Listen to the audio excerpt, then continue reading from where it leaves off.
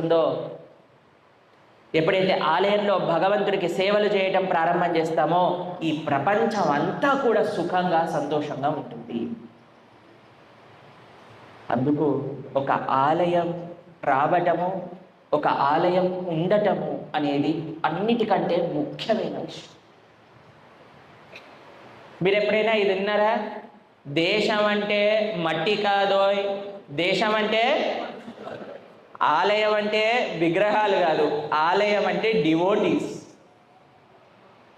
కాబట్టి ఒక టెంపుల్ లైవ్లీగా ఉండాలి అని అంటే ఒక కమ్యూనిటీ ఆఫ్ డివోటీస్ కాదు, ఒక భక్తుల యొక్క సంఘం కాదు.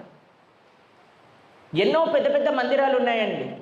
మీరు దక్షిణ భారతదేశానికి వెళ్ళారనుకోండి, పెద్ద పెద్ద మందిరాలు, ఎవ్వడు రాడక్కడికి. చూసారా మీరు ఎప్పుడైనా?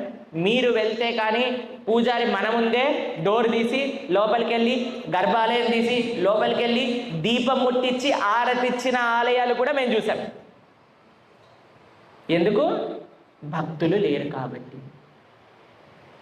మనం ఎంత ఆలయం యొక్క కన్స్ట్రక్షన్ పైన ఇంపార్టెంట్ ఇస్తామో దానికి ఒక 100 రెట్లు భక్తుల యొక్క సాంగత్యాన్ని ఏర్పాటు చేయడానికి ప్రయత్నం చేయాలి.